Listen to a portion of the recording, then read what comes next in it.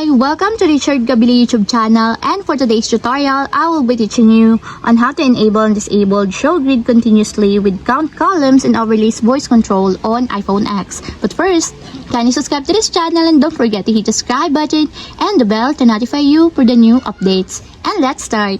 Using your iPhone X, from your home screen, first go to Settings. Then in the Settings, scroll down and find the Accessibility and then tap. Then in the Accessibility, scroll down again and go to Physical and Motor section and then tap the Voice Control. Then in this part, in the Voice Control, go to this section and then tap the Customize Commands. Then in the Customize Commands, find and tap the Overlays. Then in the Overlays, find and tap the Show Grid Continuously with Count Columns.